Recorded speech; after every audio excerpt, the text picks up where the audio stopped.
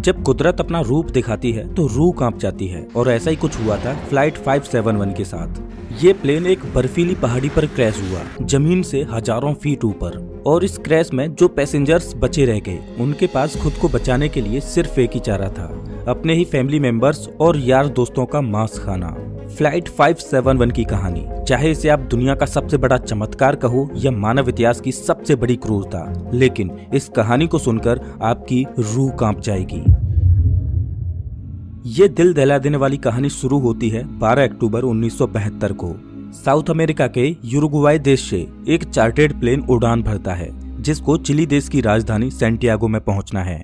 इस प्लेन में बैठे हैं रग्बी प्लेयर्स और उनका मैच देखने जा रहे हैं उनके फैमिली मेंबर्स, उनके रिलेटिव्स और उनके यार दोस्त। इस प्लेन में टोटल 45 पैसेंजर्स हैं जिनमें 9 क्रू मेंबर्स हैं। ये फ्लाइट 3 घंटों में अपनी डेस्टिनेशन पर पहुंच जाएगी, लेकिन रास्ते में इसको एंडीज की पर्वतमालाओं को पार करना होगा। लेकिन दुर्भाग्य से आगे चलकर मौसम खराब मिलता है। इस वजह से इस फ्लाइट को रास्ते में ही अर्जेंटीना के मेंडोजा शहर में लैंड कराया जाता है। ये फ्लाइट रात भर वहीं रुकती है और अगले दिन यानी 13 अक्टूबर को उड़ान भरने के लिए तैयार होती है।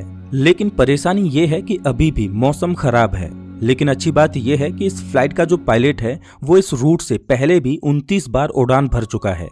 इस वजह से उसे पूरा आइडिया है कि इन एंडीज की पहाड़ियों को कैसे पार करना है। पायलट के कॉन्फिडेंस की वजह से ये फ्लाइट 13 अक्टूबर को दोपहर के 2:18 पर फिर से उड़ान भरती है। यहाँ से सैंटियागो पहुँचने में सिर्फ 1 घंटे का रास्ता बचा है और पायलट को पूरा भरोसा है कि 1 घंटे के बाद वो सही सलामत सैंटियागो में पहुँच जाएंगे। ये प्लेन करीब 18,000 फीट के एल्टीट्यूड पर उड़ रहा था और धीरे धीरे एंडीज की पहाड़ियों को पार करता जा रहा था। लेकिन आगे चलकर मौसम और खराब होता गया, जिस वजह से विजिबिलिटी और कम हो गई और पायलट को आगे कुछ भी दिखाई नहीं दे रहा था। अगर मौसम साफ होता तो पायलट आसपास की पहाड़ियों को देखकर आइडिया लगा लेता कि प्लेन कहाँ है, लेकिन इस समय तो पायलट केवल प्लेन के इंस्ट्रूमेंट्स पर ही निर्भर है। अब क्योंकि पायलट को पता था कि वो 1 घंटे में सैंटियागो पहुंच जाएंगे, इसीलिए वो अपनी लोकेशन का रफ आकलन करता रहा और 1 घंटे के बाद जब उसे लगा कि उसने एंडीज की पहाड़ियों को पार कर लिया है तो उसने सैंटियागो एयरपोर्ट पर एटीसी से प्लेन को लैंड कराने की अनुमति मांगी। एटीसी ने पूछा कि क्या आपने एंडीज की पहाड़ियों को पार कर लिया है? तो पायलट ने कहा कि हाँ, उन्होंने एंडीज की पहाड़ियों को पार कर लिया है।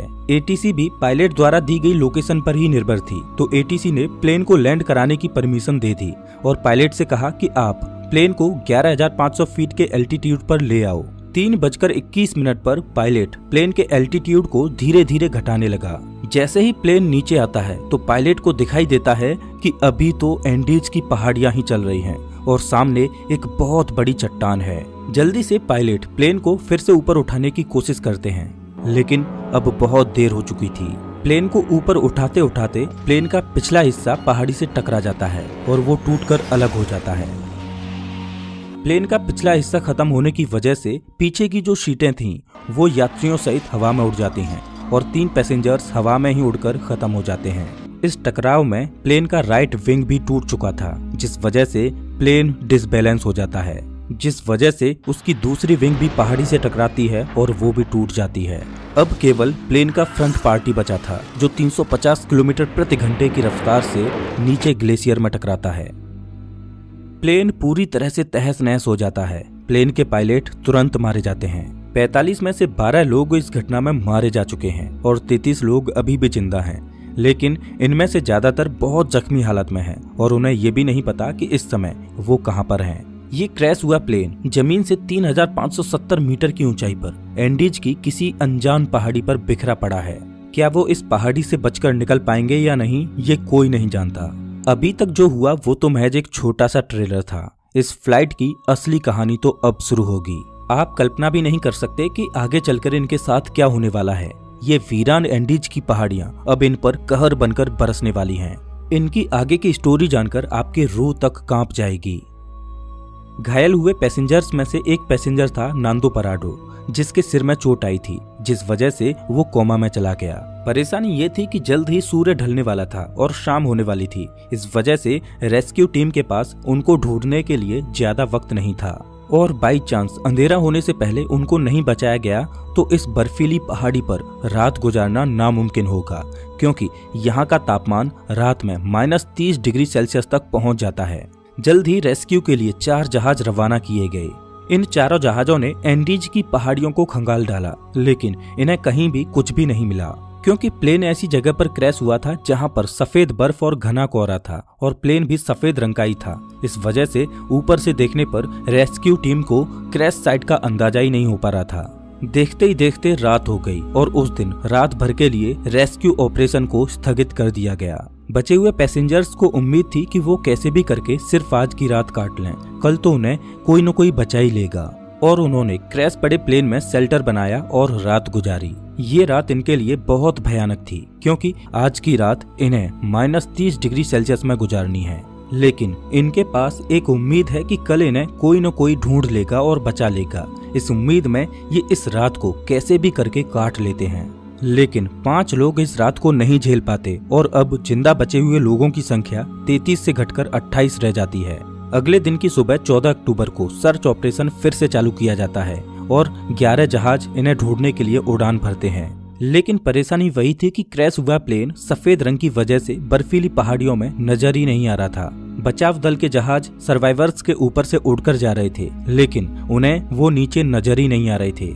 इस वजह से सर्वाइवर्स ने बचाव दल को सिग्नल देने के लिए प्लेन के ऊपर लिपस्टिक से SOS लिखने की कोशिश की, लेकिन उन्हें रियलाइज हुआ कि इतना बड़ा SOS लिखने के लिए लिपस्टिक काफी नहीं थी। इस वजह से उन्होंने अपने सूटकेसेज से बर्फ पर एक बड़ा सा क्रॉस बना दिया ताकि वो आसमान से बचाव दल को साफ साफ दिखाई दे सके। उस दिन इनके ऊपर से 3 हवाई जहाज निकल कर गए, लेकिन अफसोस कि किसी ने भी इनको नोटिस नहीं किया और ये दिन भी गुजर जाता है। अगला दिन यानी 15 अक्टूबर, उस दिन भी कुछ ऐसा ही हाल रहता है, लेकिन बचाव दल इन्हें ढूंढने में असमर्थ रहता है। अब इन सर्वाइवर्स को समझ आ चुका था कि ये बहुत बुरे फंस चुके हैं। मदद कब तक आएगी ये कहा नहीं जा सकता। इस वजह से वो प्लेन में मौजूद चीजों से सर्वाइवल की तकनीक बनाने लगे। धूप में बर्फ को पिघलाकर वो बूंद बूंद करके पानी की व्यवस्था तो कर ले रहे थे, लेकिन खाने के लिए उनके पास ज्यादा कोई ऑप्शन नहीं थे। क्रैश के 3 दिन बाद यानी 16 अक्टूबर को नांदो पराडो कोमा से जाग उठता है और जैसे ही उसे होश आता है तो उसे पता चलता है कि इस क्रैश में उसकी मां खत्म हो चुकी है और उसकी 19 साल की बहन गंभीर रूप से घायल है। दिन प्रतिदिन गुजरता जा रहा है, मदद मिल नहीं पा रही। प्लेन में जो खाना था वो भी खत्म हो चुका है। सूरज की रोशनी बर्फ से रिफ्लेक्ट होकर इनकी आंखों को डैमेज कर रही है। भूख, प्यास और असहनीय ठंडी को सहते सहते अब इन्हें इस पहाड़ी पर 8 दिन गुजर चुके थे। रेस्क्यू प्लेन आते और इनके ऊपर से निकल जाते। क्रैश के 8 दिन बाद नांदो पराडो की बहन भी जीवन की लड़ाई को हार जाती है और अपना दम तोड़ देती है। और उधर 8 दिनों के बाद सर्च अभियान को रोक दिया जाता है, क्योंकि अक्टूबर के महीने में वहां पर बहुत ज्यादा बर्फ पड़ती है। इस वजह से सर्च अभियान को 2 महीनों के लिए स्थगित कर दिया जाता है। ऑफिशियल्स को ये लगा कि इन 8 दिनों में सारे यात्री मारे जा चुके होंगे। इस वजह से उनकी मुर्दा बॉडीज को 2 महीने के बाद खोजकर उनके घर वालों को भिजवा दिया जाएगा। इधर सर्वाइवर्स को प्लेन के मलबे में एक रेडियो मिला। जब सर्वाइवर्स ने रेडियो को ऑन किया तो उसमें उन्हीं की न्यूज ब्रॉडकास्ट हो रही थी कि फ्लाइट 571 के सर्च ऑपरेशन को अब बंद कर दिया गया है। इस न्यूज ने सर्वाइवर्स के होश उड़ा दिए। अभी तक तो उनको अपने खोजे जाने की एक उम्मीद थी, लेकिन वो अब रेडियो पर अपने ही मरने की खबर सुन रहे थे। अपने खोजे जाने की एक उम्मीद की किरण थी, वो भी टूट चुकी है। अब उनको पता है कि यहाँ पर मौत निश्चित है। अब या तो परिस्थितियों को अपने ऊपर हावी होने दो या उनका डटकर सामना करो। उन्होंने प्लेन की सीटों को फाड़कर उसकी रुई को अपने कपड़ों में भरकर ठंड से बचने की कोशिश की। सीट कवर्स को पैरों में लपेटकर बर्फ में चलने के लिए जूते बनाए। सबसे बड़ी दिक्कत खाने की थी। अब जिंदा रहने के लिए इनके पास सिर्फ एक ही ऑप्शन था, वो करना जो इतिहास में कभी भी किसी ने नहीं किया, जिसके बारे में सोचकर ही रूह कांप जाए। इन्होंने बर्फ में पड़ी अपने फैमिली मेंबर्स, रिलेटिव्स और जिनके साथ वो कभी खेले कूदे उन यार दोस्तों की मुर्दा बॉडीज को खाने का फैसला किया। हालांकि ये फैसला लेना उनके लिए बिल्कुल भी आसान नहीं था। एक एक करके दिन गुजरता जा रहा था। इनके पास खुद को बचाने के लिए कोई भी प्लान नहीं था। वो रात को ठंड से बचने के लिए टूटे पड़े प्लेन के अंदर ही सोते। लेकिन क्रैश के 16 दिन बाद यानी 29 अक्टूबर को कुदरत ने इनको एक और झटका दिया। वो रात में सो रहे थे और अचानक उन्हें पता चलता है कि पहाड़ से बर्फ का एक मोटा हिस्सा टूटकर नीचे गिर रहा है। ये एवलांच इतनी जोर से आया कि भारी मात्रा में मौजूद बर्फ ने उनके टूटे प्लेन को अपनी चपेट में ले लिया। उनका प्लेन बर्फ के नीचे दब चुका था और प्लेन के अंदर भी बर्फ घुस चुकी थी, जिस वजह से उनके लिए ऑक्सीजन की कमी हो गई और दम घुटने की वजह से 8 और लोग अपनी दम तोड़ देते हैं और अब केवल 19 लोग ही जिंदा बचे हैं, लेकिन वो भी बर्फ के नीचे दबे हैं। इस बर्फ से बाहर निकलने में इन लोगों को 3 दिनों का समय लग जाता है। अब इन्हें रियलाइज हो जाता है कि यहाँ रहेंगे तो एक एक करके सब लोग मारे जाएंगे। इससे अच्छा है कि इस पहाड़ी से बाहर निकलकर मदद ढूंढने की कोशिश की जाए। उन लोगों में ज्यादातर सभी जख्मी हालत में थे, इस वजह से वो इस पहाड़ी को पार करने में सक्षम नहीं थे। लेकिन 3 लोग ऐसे थे जो कम चोटिल थे, इस वजह से उन तीनों ने इस पहाड़ी से बाहर निकलकर मदद लाने का फैसला किया। उन्होंने रास्ते के लिए मांस के टुकड़े अपने साथ लिए और उनको ठंड से बचने के लिए सबसे मोटे कपड़े दिए गए। और क्रैश के 33 दिनों के बाद यानी 15 नवंबर को ये तीनों लोग मदद ढूंढने के लिए निकल पड़ते हैं। चलते चलते इनको शाम होने लगती है, तभी इनकी नजर प्लेन के दूसरे टूटे हुए हिस्से पर पड़ती है। प्लेन का जो पिछला हिस्सा टूटकर अलग हो गया था, उन्हें वो दिखाई देता है। जब वो उस मलबे के पास जाते हैं तो उन्हें उसमें खाने के लिए बहुत कुछ मिलता है। आज की रात उन्होंने इसी में गुजारने का फैसला किया। पिछले कुछ दिनों में आज की ये रात उनके लिए अच्छी रही। प्लेन के उस पिछले भाग में उन्हें एक बैटरी मिली। उन्होंने सोचा क्यों ना इस बैटरी को प्लेन के मेन बॉडी के पास ले जाया जाए और उसमें लगी कम्युनिकेशन डिवाइस को चालू करके मदद बुलाई जाए। लेकिन बैटरी का वजन 25 किलोग्राम था। इतनी भारी बैटरी को इतनी कमजोर हालत में क्रैश साइट पर ले जाना संभव नहीं था। फिर उन्होंने सोचा कि प्लेन की मेन बॉडी से उस कम्युनिकेशन डिवाइस को ही निकाल कर इस बैटरी के पास लाया जाए और उसे चालू किया जाए, जिसकी मदद से वो बचाव दल को बुला सकें। कुछ दिनों तक इन्होंने इसे चालू करने की कोशिश की, लेकिन इन्हें सफलता नहीं मिली और क्रैश के 59 दिनों बाद यानी 11 दिसंबर को एक और एवलांच आता है, जिसमें 3 और सर्वाइवर्स मारे जाते हैं, जिसके बाद जिंदा बचे लोगों की संख्या केवल 16 रह जाती है।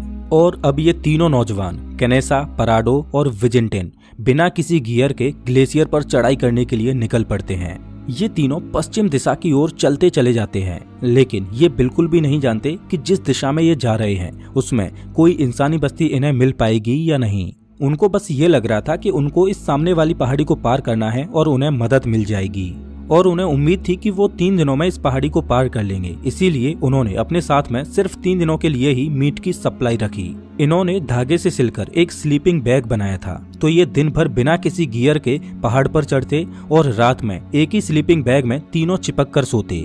खुले में बिना किसी सुविधा के -30 डिग्री सेल्सियस में रात गुजारना कोई आसान बात नहीं थी। चलते चलते इन्हें चौथे दिन की सुबह हो चुकी थी, लेकिन अच्छी बात ये थी कि वो अब उस पहाड़ी की चोटी पर पहुंच चुके थे।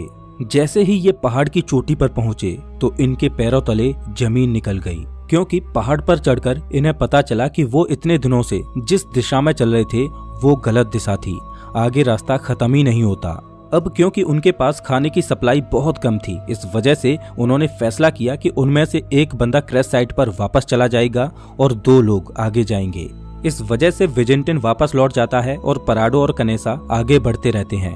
उस पहाड़ की चोटी पर चढ़ने के बाद इनको सही रास्ते का अनुमान हो जाता है और ये दोनों कई दिनों तक आगे बढ़ते रहते हैं और कुछ दिनों के बाद इन्हें नदी की एक छोटी सी धारा मिलती है।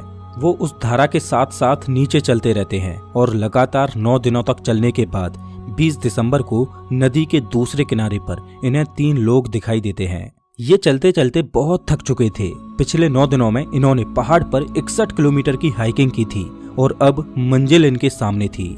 इन्होंने उनसे मदद की गुहार लगाई, लेकिन वो लोग टुमारो बोलकर चले गए। उस दिन उन्हें कोई मदद नहीं मिल पाई, लेकिन अगले ही दिन वो विलेजर फिर से वापस आया और एक पत्थर में कागज और पेन लपेटकर नदी के दूसरे किनारे पर फेंका। नांदो पराडो ने पेन और कागज को उठाकर जो भी घटना घटी थी उसके बारे में सब कुछ लिख दिया। जब उस विलेजर ने उस पेपर को पढ़ा तो वो सब कुछ समझ गया, क्योंकि उसे पता था कि इन पहाड़ियों में कुछ दिन पहले प्लेन क्रैश हुआ था और उस एरिया में भी पूछताछ के लिए लोग आए थे।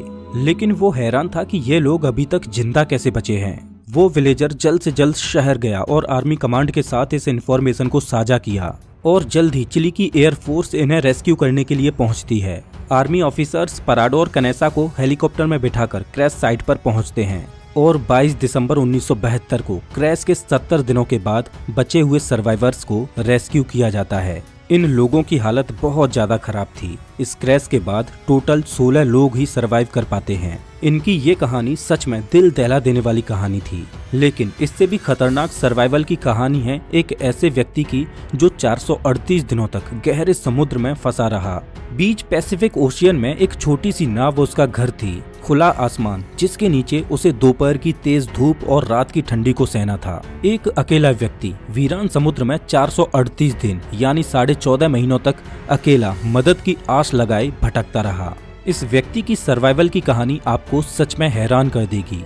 इस कहानी को आप स्क्रीन पर दिख रही इस वीडियो में देख सकते हो। मैं आपको वहीं मिलता हूँ।